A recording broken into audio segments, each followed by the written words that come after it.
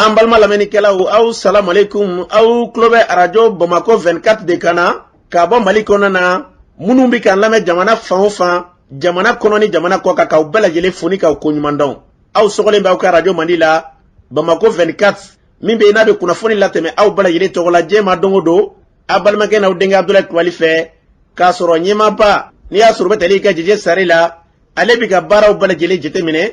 k'aw fo ni k'aw koɲuman dɔn faso kɔnɔ ni faso kɔ kan. Dɔ yɛrɛ t'aw ma k'aw sigi ni k'aw ka kunnafoni ma kɔnɔ kunnafoni ni dalilu don tiɲɛ ni Ala ye siran kan kunnafoni gɛrɛgɛrɛ anw sigilen filɛ kɛnɛ kan. O de kan ka bɛn bi kunnafoniw lase waati ma bi ye araba ye bi araba bɛnnen bɛ nasarasan kalo 10 ye octobre kalo bi o tile 19 ye ka bɛn 2022 san ma farafin kalo min n'o ye mawuludu kalo ye an ma ladɔnniya k'a fɔ bi o tile 22 ye jate la san kalo 3nan don hijira san 1444 sanu duwawu de bɛ kɛ Ala k'a ɲɛ ka d'an ma. Bakuruba fɔla bi kunnafoni filɛ k'aw ladɔnniya k'a fɔ Koro marabolo kɔnɔna na dugu dɔ bɛ yen n'a fɔ a ma ko Dunanpɛ a yirala k'a fɔ jariwale tigilama kɔni wulikajɔ ta ka ɲɛsin kerecɛnnaka dɔw ma k'olu ka don silamɛya diinɛ na ka se ka olu gɛn ka bɔ yen ko kɛra cogo di ma kunnafoni ɲɛfɔli ko la. Alamisa tɛmɛlen na wulikajɔ kɔni kɛra cɛ marifatigi dɔw fɛ ka se ka sira da kita mobili dɔw kɔni ye ni ka se ka maa caman bolofɛn daraki u la o ko kɛra cogo di ma kunnafoni ɲɛfɔli ko la. Kulu min sigilen bɛ sen kan n'olu ka baara ɲɛsinnen bɛ adamadenw ka jo sariya la tɔbɔtɔli ma olu ye faraɲɔgɔnkan dɔ kɛ kunungo ni kunnafonidilaw ye ko kɛra cogo di ma kunnafoni ɲɛfɔli ko la. Fo ka taa se an ka jamana sariya sunba yɛlɛmani baara min bɛ sen na wulikajɔ kɔni bɛ ka kɛ maa caman kɔni fɛ ka se k'u ka hakɛ kɔni ɲini kulu minnu sigilen bɛ ka ɲɛsin an ka jamana tunkarankew ka koɲɛw ɲɛnabɔli ma kunungo olu ye faraɲɔgɔnkan kɔni kɛ k'a yira k'a fɔ ko hakilina dɔ kɔni tala ka ɲɛsin olu ma k'olu ma jɛn ni o ye ko kɛra cogo di ma kunnafoni ɲɛfɔli ko la. Ninnu de bɛna kɛ kunnafoni la kumaba ye ka fara kunnafoni wɛrɛ kan lase ma o denkɛ n'a balimakɛ fɛ Sidiki Kulibali Ala k'a ɲɛ ka d'a ma. Kunnafoni an b'a daminɛ k'a ladɔnniya k'a fɔ alamisa tɛmɛlen wulikajɔ kɔni kɛla cɛ marifatigi dɔw fɛ ka se ka taa benganiya ta ka ɲɛsin mobili dɔw ma mobili caman ba ma kita sira kɔni na. Kunnafoniyaw ka fɔ la ni baara in kɔni a kɛla kirekan tere de fɛ o ye mobili caman kɔni ka se k'olu lajɔ siraw dɔw yɛrɛ ka fɔlɔ o y'a yira k'a fɔ ko marifatigiw kɔni bɔra nin ko in na o ye marifa kɔni ci mobili dɔ la n'o bɛ tali kɛ Jara transport la ni wulikajɔ in kɔni sen fɛ maa dɔ b'a sariya d'an ma an k'a tigi lamɛn. An bɛ bɔlen nɛgɛlada fɛ n'an kun da kita sira kan an nana se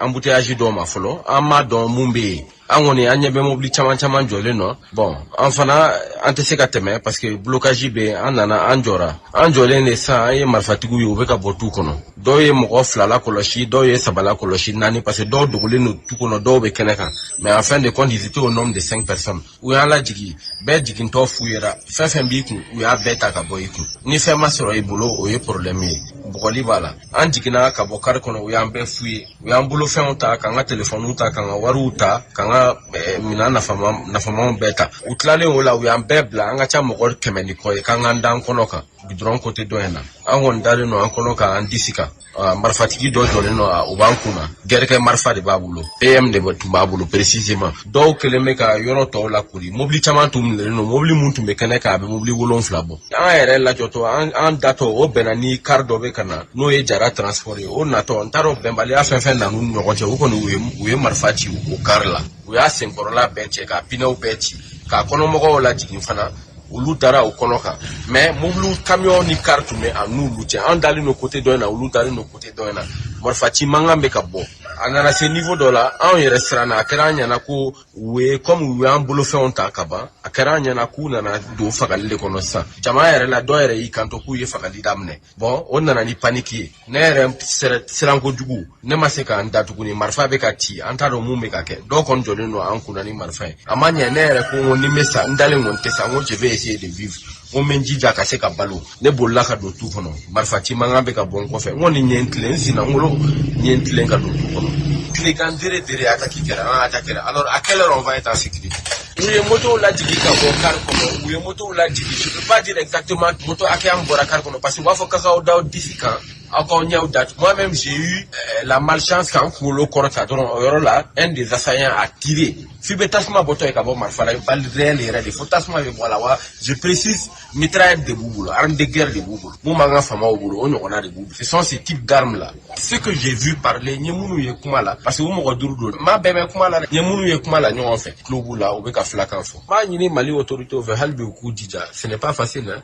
Ni tun bɛ tali kɛ maa dɔ ka sariya la ale tun bɛ nin ko in ju la an bɛ dugawu de kɛ yarabi Ala k'an ka jamana basigi n'an bɔra ye Koro marabolo kɔnɔna na dugu dɔ bɛ n'a bɛ f'a ma ko Dunanpɛ a yirala k'a fɔ wulikajɔ kɔni kɛra jadiwale tigilamaw fɛ kerecɛnnaka dɔw kɔni sigilen bɛ yen u taara kerecɛnw kɔni fɛ yen k'a yira k'a fɔ k'olu mana dɔwɛrɛ la dɛ k'u ka bɔ kerecɛn diinɛ na ka don silamɛya diinɛ na u ye marifa daburu kɔni ɲɛsinw ma k'a yira u la k'a fɔ olu kɔni bɛna taa nka n'olu segila ka na sɔrɔ u bɛ kerecɛnya kɔni na k'u ta y'a ɲagama kɔni ye o kɔni kɛlen kerecɛnnaka n'u kɔni y'u yɛrɛ ɲini dɛ bɛɛ lajɛlen kɔni bɔra ni ka se ka ni dugu kofalen bila dɔw nana koro maa dɔw nana koro ale b'a seereya di an k'ale lamɛn cɛ marifatigiw nana anw sɔrɔ egilizi da la ne yɛrɛ kun jɔlen bɛ yen nɔ o y'an bɛɛ fara ɲɔgɔn kan k'an ka don egilizi kɔnɔna na an donnen o ye wajuluw daminɛ k'an ka silamɛya paratike k'an ka kerecɛnya bila o senfɛ dɔw bolila ne kɔni bolila ka na koro halisa dɔw kɔni an t'u yɔrɔ dɔn u ma se fɔlɔ o ko n'u seginna ka na ko n'a sɔrɔ n'an bɛ kerecɛnya la k'olu bɛna ko wɛrɛ lamaga min tɛ nin ye ni tun bɛ tali kɛ maa dɔ ka seereya la a y'a fɔ cogo min na yarabi ala ka bɛn ni keleya sabati an ka jamana kɔnɔ n'an bɔra ye hali bi lakanabaliya hukumu kɔnɔna na koro fo ka taa se n'i y'a ta ka lajɛ pays dɔgɔn yɛrɛ kɔnɔna na wulikajɔ kɔni bɛ ka kɛ yen maaw fɛ u kɔni y'a yira k'a fɔ lakanabaliya kɔni a bɛ ka kunbɔ nin waati in na dɛ dɔgɔnɔw ka kulu min bɛ yen nɔ n'a bɛ fɔ a ma ko mouvement Bagina sɔn olu ka tɔnden min bɛ yen nɔ n'a bɛ tali kɛ Cheikh Umaru Toloba ale kɔni ye wele bila jamana ɲɛmaaw ma kɛrɛnkɛrɛnnenya Furancɛla fanga ɲɛmaa colonel Asimi Goyita a ye wele kɔni bila a ma k'u ka kɔfilɛ kɛ olu ka sigidaw kɔni gɛlɛyaw la an ka Cheikh Umaru Toloba lamɛn Asimi Goyita ka kumakan dɔ bɛ yen i ko Mali jeunesse bɛɛ k'i dɛmɛ ko ni échouera ko Mali jeunesse échouera o de cadre kɔnɔ k'a f'i ɲɛna k'a fɔ ko an ka yɔrɔ la ni o ye pays dɔgɔn ye an bɛ ɲini ka ɲina k'a fɔ ko école bɛ Mali la ɲinɛya san 4 de an ka commune dɔ école datugulen don ɲinɛya san 4 de an ka commune dɔ mairie datugulen don ɲinɛya san 4 de an ka sira n'o o ye route de poisson entre Sévaré fo ka taa se Kire n'o ye Mali frontière ye a bɛ nin ka kɛ an bolo jahanama ye Asimi Goyita jamana min ni école ta jamana kɔnɔ mɔgɔ sigi jigi da o avenir kan o kama an bɛ fɛ a k'aw jɔ aw jɔyɔrɔ la kɛrɛnkɛrɛnnenya aw de ko a bɛna anw lakana ni lakana nana normalement kalan ka se ka kan ka kɛ a fɔra maliyɛn bɛɛ ye ko l'armée monte en puissance ko hélicoptères sɔrɔla ko radars sɔrɔla ko renseignements sɔrɔla ko djihadistes financés baa kun ye faransi ye ko djihadistes financés baa kun ye maa wɛrɛw ye wa o dɔnnin kɔfɛ ne bolo lakana kan ka se ka na walasa an ka ekɔliso ka se ka dayɛlɛ wa an dun bɛ ka mun ye diɲɛ don o don djihadistes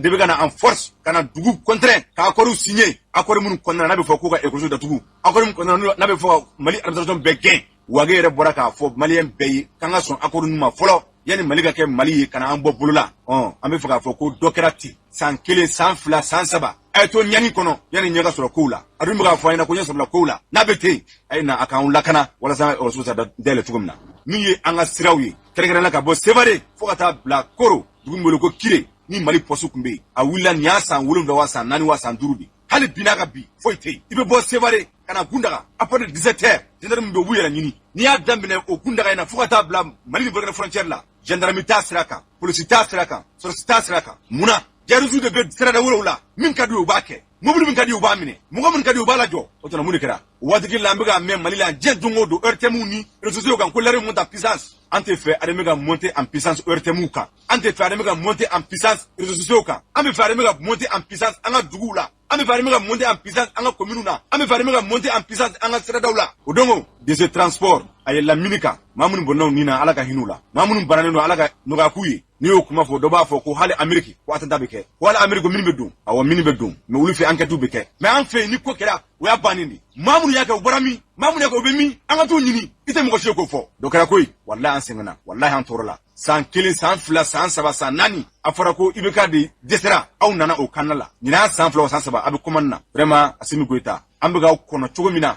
an tɛ k'aw sɔrɔ o cogoya la dɛ an ka dugu commune bɛɛ maires kelen bɛ ka t'u da dugubaw kɔnɔna na Koro ville falen bɛ an ka maires la Bandiagara ville falen bɛ an ka maires la Bangasi ville falen bɛ an ka maires la Dosa ville falen bɛ an ka maires la u bɛɛ kelen bɛ ka u ka maires datugu ka na u sigi dugubaw kɔnɔna na ka da mun kan lakanabaliya vraiment dɔ kɛra an ka suguba foyi tɛ yen ko o suguba tun bɛ jɔ ko sisan k'a bɛ ka jɔ commerçant bɛɛ sirannen don n'i taara n bɛ segin wa ni n taara n bɛ segin wa maa si tɛ ka taga dɔ kɛra koyi Mali dan tɛ Bamako ye an kana Mali dan kɛ Bamako ye Bamakokaw a politiciens a cadres a y'an ka jɔrɔna kow fɔ a y'an hamina kow fɔ an hamina kow ye mun ye lakana ka se ka na an ka école ka se ka dayɛlɛ lakana ka se ka na autorités ka se ka segin lakana ka se ka na hey an ka siraw kana se ka minɛ bilen o de y'an hamina kow ye bi an tɛ kanko kɛlɛ la an tɛ constitution kɛlɛ la an bɛ fɛn min kɛlɛ la bi o de ye an ni bɛ se ka kisi cogo min na ni tun bɛ tali kɛ Cheikh Umaru Toloba la kɛrɛnkɛrɛnnenya kulu min bɛ yen nɔ mouvement Bagina sɔn o tɔnden dɔ don u y'a fɔ cogo min na yarabɛla kan ka jamana basigi ni k'a kolo suma n'an bɔra yen laganabaliya hukumu kɔnɔna na kulu min bɛ yen nɔ n'olu sigilen bɛ adamadenw ka jɔ sariya olu kɔni ye wulikajɔ kɔni ta ni ka se ka kunnafoni baro dɔ kɔni kɛ u y'a yira k'a fɔ n'i y'a ta ka lajɛ an ka jamana camancɛ fan fɛ laganabaliya min bɛ yen bingani wale min bɛ ka ta ka ɲɛsin mɔgɔw ma fɛɛrɛ kɔni bɛ ka kɛ ka se ka o hakɛw kɔni k'olu tɔpɔtɔ cogoya mun na kulu in yɛrɛ n'i y'a ta k'a lajɛ CNDH maaw kɔni don u ye faraɲɔgɔnba kɔni kɛ kunungo kɛnɛ ka yen nɔ Musa Traoré n'ale bɛ tali kɛ avocat sans frontières fo ka taa se Filifɛn Jakite n'o ye CNDH yɛrɛ maa dɔ ye ka taa se Dr Paul ma an k'olu ka seerew lamɛn. Hakilina bɛ ta min kan o de ye ka taa Mali camancɛ yan fan fɛ k'a lajɛ bingani wale ni damatɛmɛ wale minnu ye civiliw sɔrɔ ka olu ɲini k'olu ɲɛdɔn k'o mɔgɔw ɲini k'olu dɔn ani k'a dɔn mun bingani wale sugu jumɛnw sɔrɔ a kɛra ka da hakilina jumɛn kan k'a lajɛ ka se don nataw la ka se ka solution ɲini a la kiiri sira kan ani sira wɛrɛw kan mɔgɔw ka se k'u hakɛ sɔrɔ cogo min na rapport in kɛkunba dɔ y'o ye. N'i bɛ ko k'o kɛ f'i ka sɛgɛsɛgɛli kɛ i ka ɲininiw kɛ n'i ko ko mɔgɔw tɔɲɔlen don f'i k'a yira ka daluyaw yira minnu b'a a yira ko minnu b'a sɛmɛntiya ko u tɔɲɔlen don o siratigɛ de la an bɛ ɲininiw kɛ n'an ye ɲininiw kɛ an bɛ gafe bɔ an dɛmɛɲɔgɔnw b'an dɛmɛ o baara ninnu na gouvernement yɛrɛ de bɛ an ka baaraw musaka d'an ma nka o t'a bɔ kuma dɔw la an dɛmɛɲɔgɔnw bɛ an dɛmɛ o baara ninnu na ASF Canada y'an dɛmɛ o dɔ de la tan. Bon ni walejugu kɛbaga an bɛ se k'a fɔ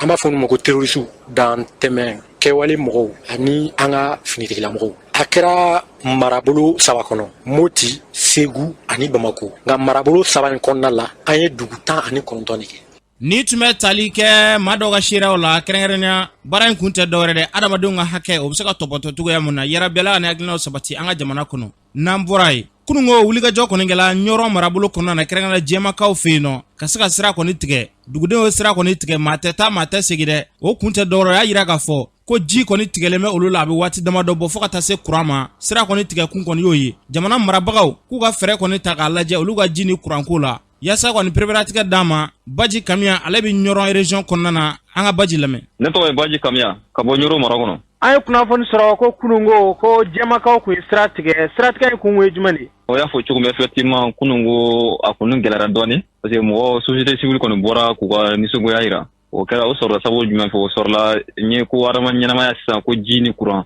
donc ji ni courant o laɲini senfɛ u bɔra k'u ka nisɔngoya yira ko dusukasiya yira ka sira tigɛ n ye jɛma mara jateminɛ a bɛ sanga damana bɔ sisan ji ni courant tigɛlen bɛ jamanadenw na ye donc a kɔni kɛra sababu ye franchement mɔgɔw tɔɔrɔla mɔgɔw degunna donc a ma ɲɛ mun kɔ jeunesse kɔni tun ye wuli ka jɔ kɛ ni autorité mɔgɔw tun ye ɲɔgɔn ye le 5 octobre tɛmɛnen donc o ye sigikafɔ dɔ kɛ ka bɛn fɛnw kan o bɛnna kan k'a fɔ ko ni Ala sɔnna k'a bɛ ɲɛnabɔ donc o tɛmɛnen kɔfɛ les 5 de korinɛw bannen bɛɛ o ye ji ni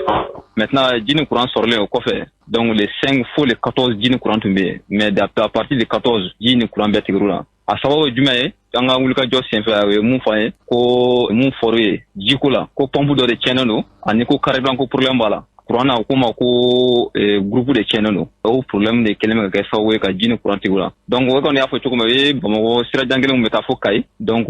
jeunesse kɔni wulila k'o sira nin kɔni tigɛ ka karu ni minnu bɛ taa Kayi minnu bɛ taa Bamakɔ k'olu bali u ka taga sigi la donc a kɔni tun kɛra gɛlɛyaba ye kosɛbɛ parce que mɔgɔw kɔni mobili kɔni jɔra mobili ma se ka tɛmɛ mais Ala barika la 13h kɔnɔna wagati o ye sira labila mɔgɔw tɛmɛna. Ni siratigɛ in a bɛ se ka kɛ sababu ye wala laɲini bɛ sabati wa? An bɛ se k'a fɔ an bɛ yɔrɔ min na sisan ko laɲini sabatira parce que mɔgɔ caman bɔra kalama réseaux sociaux bɔlɔlɔw kan k'a fɔ ko jɛmakaw dimina ka siraw tigɛ donc kɔni ka laɲini sabatira en termes de communication an bɛ se k'a fɔ cogo min parce que bɛɛ kɔni bɔra kalama maintenant yala a bɛna problème ɲɛnabɔ a tɛna problème ɲɛnabɔ an tɛna sigi ka dɔn nɔtɔ la k'a lajɛ ɲa bɛna kɛ cogo min. Ni tun bɛ tali kɛ Baji Kamiya ale ka seerew la ɲɔrɔ marabolo kɔnɔna na u y'a fɔ cogo min na yarabi k'an ka jamana basigi ni ka kɔlɔsuma n'an bɔra yen kitakaw fɛ yen nɔ olu kɔni ye balo caman den kɔni sɔrɔ furancɛla fanga ɲɛmaaw ye wulikajɔ kɔni ta ni ka se ka balo kɔni di kitakaw ma n'i y'a ta k'a lajɛ ko a bɛ se ɲɔ tɔni 32 bɔ ɲɔgɔn kɔ o bɛɛ lajɛlen kɔni taara ka di u ma a yirala k'a fɔ kolonɛl Asimi Goyita n'a ka gouvernement de ye nin baara in kɛ min bɛ tali kɛ Kita maire la Sori Sise fo ka taa se Kita préfet ma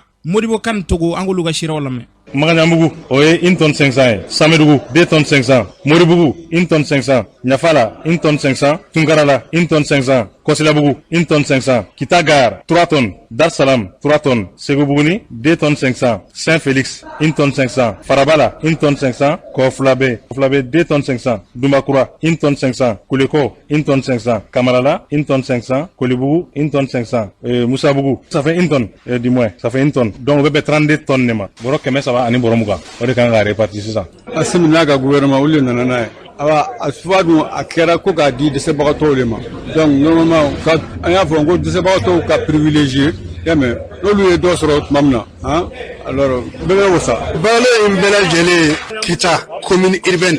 Kita cercle tede kita commune urbaine c'est 32 tonnes. Donc aller le clan kita quartier tan wolo van nyonso. Donc commission ba do bi mirila. Lolu be siki ka kuma fo onu kintigu.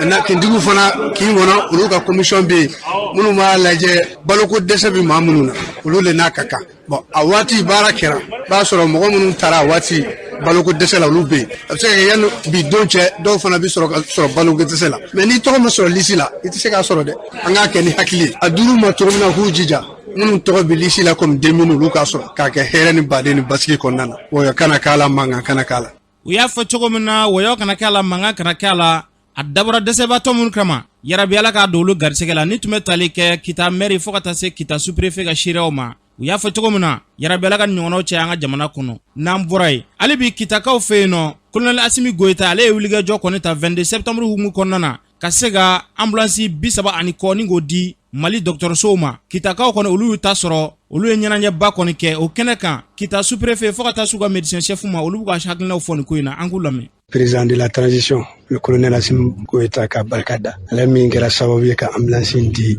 Kitakaw ma. A dira kun min na an bɛ dugawu kɛ. Ambulance a dilala k'a kɛ hɛrɛ ye Kitakaw ma, k'a kɛ hɛrɛ dɔgɔtɔrɔso mɔgɔw ma. A dira kun min fana kama a k'a kun waleya, a k'a baara kɛ. An b'o dugawu de kɛ ka tila ka foli bila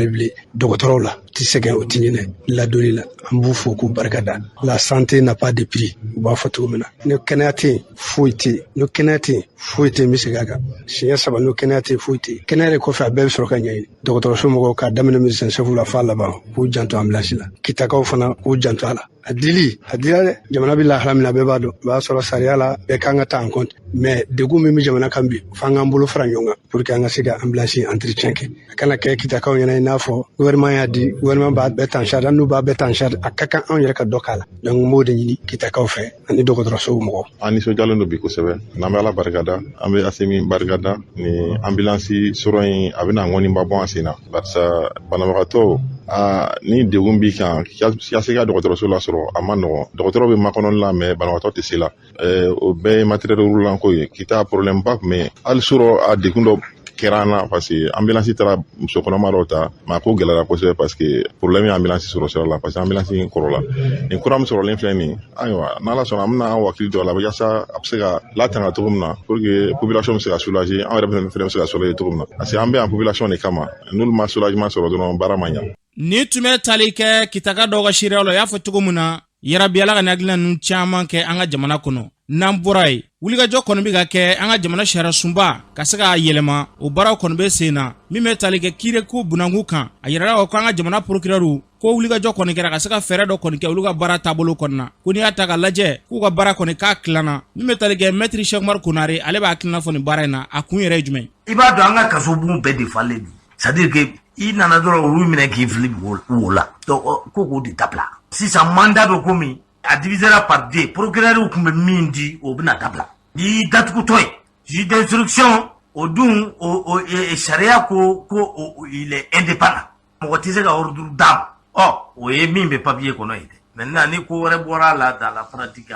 ne nana sisan plainte don mɔgɔ kama tribunal la plainte bɛ adressé procureur de la mais procureur ale bɛ wajibiya de sisan n'a b'i nɔ minɛ directement a b'i nɔ minɛ mais i kɔni tɛ datugu n'a ka d'a ye n'a ka jate la affaire in kan ka taa juge d'instruction fɛ yen a b'a o ɲini président du tribunal de fɛ ale yɛrɛ tɛ juge d'instruction désigné donc sisan nin bɛ komi procureur de fanga dɔgɔyara parce que an ye mun ye procureur fanga de ka bon fo ka dama tɛmɛ donc ka dɔ b'o la an ye dɔ bɔ président ka fanga la kuma tɛ procureur ma n'e bɔra Jabali kiiri dɔ b'i kun kan i b'a daminɛ Segu de n'i ma gagné Segu hali ni dɔrɔmɛ t'i kun i bɛna i ka kiiri tɔ kɛ cour d'appel la Bamako parce que cour d'appel tɛ Segu n'o ma jɛ la i bɛ taa cour suprême na alors que cour suprême yɛrɛ t'a dɔn kiiri bɛ kɛ cogo min. Bon donc c'est pour que ka mɔgɔw ka kow nɔgɔya. Ni mɔgɔ bɛ ɲɔgɔn na ni bɛn kɛra a bɛ se ka bɛn a kan ka taa ka kiiri soumet par exemple alimami na. Bon an kɔni nana alimami jɔnni jalaki b'i bolo n'i y'a bin maa min kan an sɔnn'o ma. Donc ni alimami ye kiiri tigɛ ko tiɲɛni yɛrɛ la vraiment e ka nin fɛn i jo t'a la o ye kiiri bannen. Sariya ye ba de don o ko la sisan mais loi dɔ de bɛna ta k'a préciser parce que a fɔra nin kiiri façon bɛ kɛ kow de la ko minnu n'o ti mɔgɔ datugu kow ye n'o ti état ka wari détourner kow ye n'o tɛ ko gɛlɛnbaw ye i n'a fɔ divorce ninnu bɛ se ka kɛ dugukolo kiiri bɛ se ka kɛ i ka wari bɛ dɔ la olu n'a ɲɔgɔnnaw burugu cɛriw ni fɛnw bagan marako kɛlɛ ninnu a b'a to tribunaliw ti taa fa kirikara la minnu bɛ se ka ɲɛnabɔ sigida la ye o ɲɛnabɔ o yamaruya bɛ d'u ma ne hakili la loi takun de ye k'a ta i ka jamanadenw ka lafiya nin dabɔra jamanadenw ka lafiya. Ni tun bɛ tali kɛ Maître Cheikh Umar Konare la kiiri dɔnbagana don a y'a fɔ cogo min na fɛn fɛn da ka d'an ka jamana na yarabi Ala k'an bila o sira kan n'an bɔra yen ale bɛ yɛlɛma hukumu kɔnɔna na jamana sariya sunba la min bɛ tali kɛ kulu minnu ka baara ɲɛsinnen bɛ an ka tukarankɛw ka koɲɛw ɲɛnabɔli ma kɛrɛnkɛrɛnnenya CSDM maaw olu kɔni ye faraɲɔgɔnba kɔni kɛ kununko ka kunnafonidi baro dɔ kɛ u y'a yira k'a fɔ a kun tɛ dɔwɛrɛ dɛ jamana ɲɛmaaw k'u ye fɛɛrɛ min kɔni ta olu kɔni ma jɛn n'a ye dɛ k'o kun tɛ dɔwɛrɛ ye k'u y'a yira k'a fɔ maliden minnu n'i sigila jamana wɛrɛ la ni jamana wɛrɛ sɛbɛn kɔni yeli bolo k'i tɛ se k'i kanbɔ jamana ɲamakala t'a la u ye kunnafonidi baro dɔ kɔni kɛ an ka Mariam ka seereya lamɛn. Maliyɛn minnu sigilen don Mali kɔ kan n'o olu ka jɛkulu ye Conseil supérieur de la diaspora malienne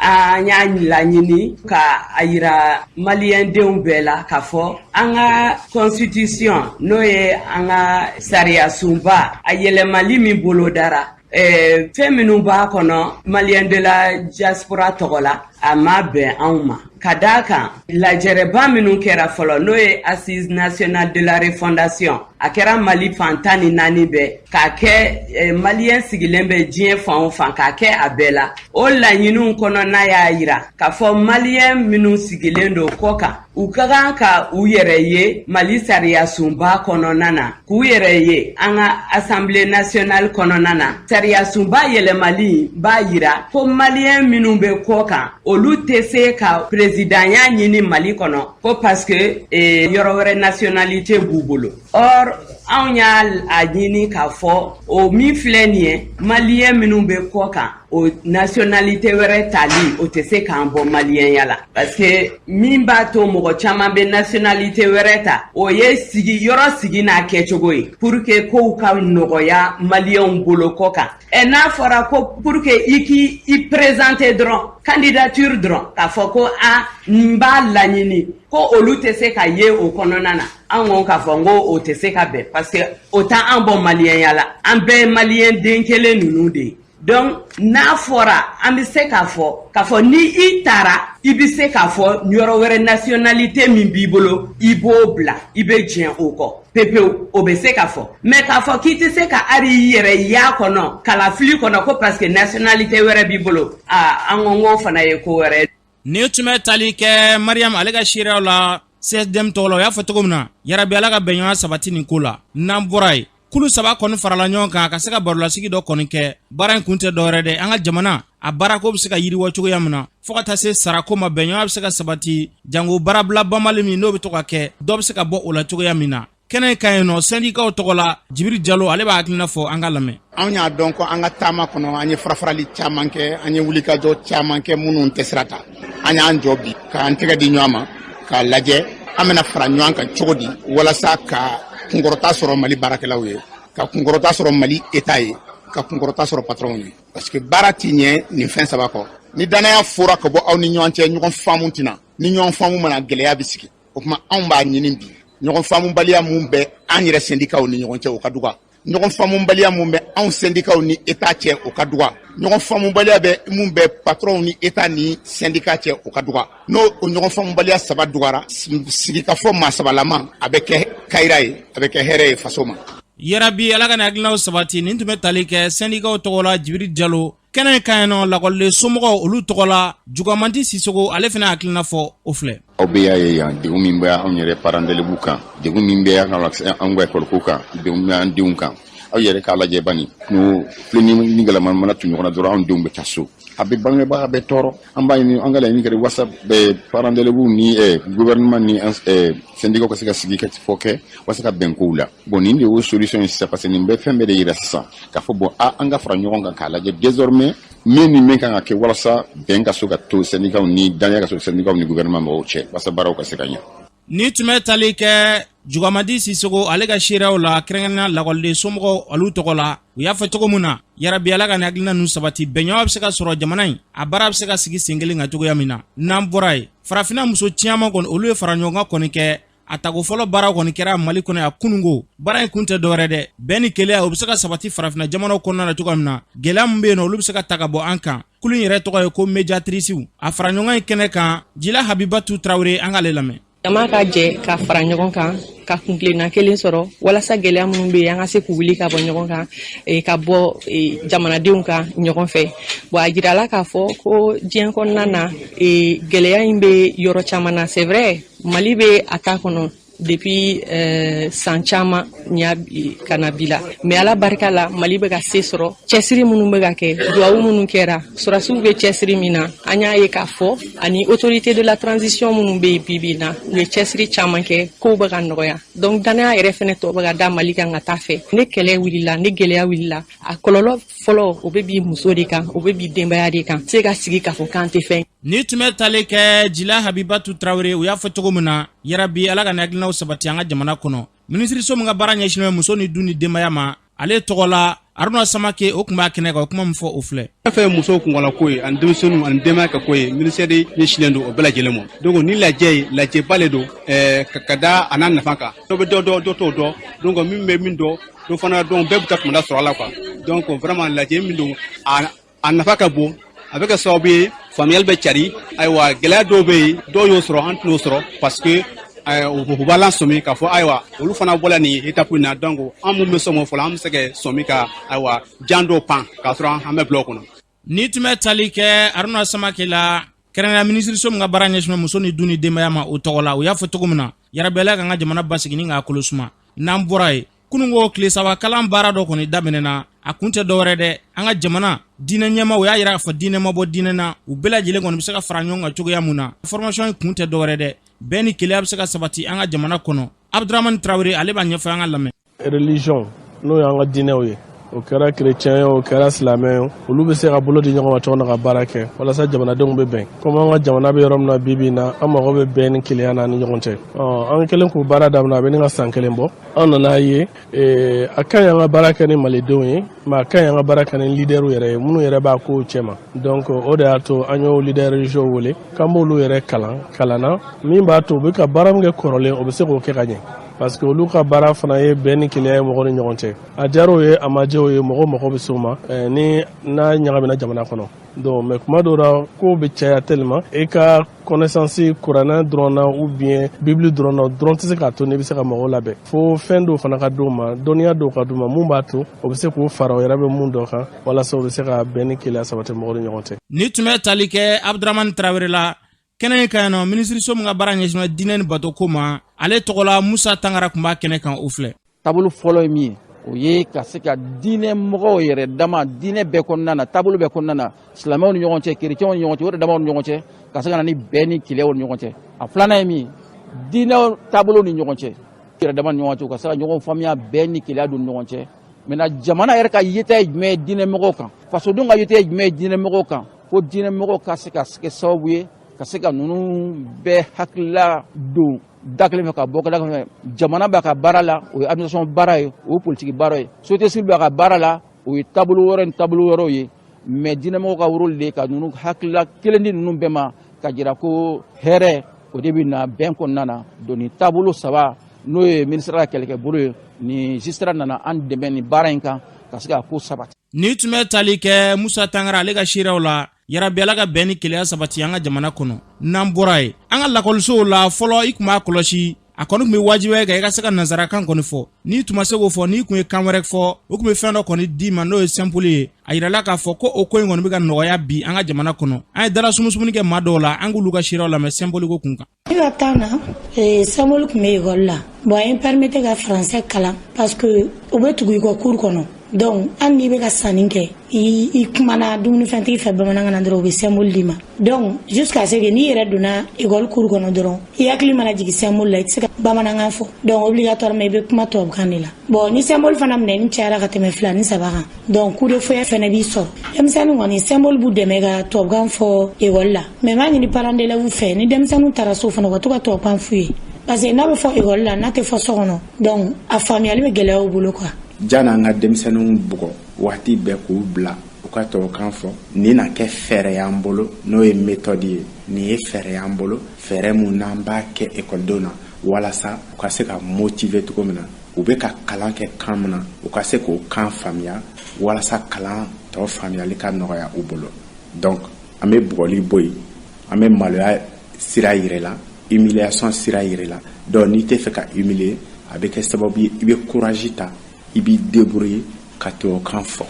donc o y'a avantage ye n'i bɛ ka kalan kɛ kan min na n'i y'o kan faamuya kalan bɛ nɔgɔya symbole a ka ɲi mais a kɛcogoya ka ɲɛɲini fɛn min bɛ don den kan na soit école b'a ye k'a fɔ ko ale ni o fɛn kɛra fɛn sugu kelen ye ni fali kolo donna i kan na i b'a ye k'a fɔ k'i kɛra fali ye ni wulu kunkolo donna i kan na i b'a ye k'a fɔ i kɛra o ye ni kɔtɛ kerekete n'o donna dɔw kan na donc u b'a ye k'a fɔ k'u kɛra o de donc a kɛra sababu ye ekɔliden dɔw yɛrɛ a ye ekɔli nege bɔ u la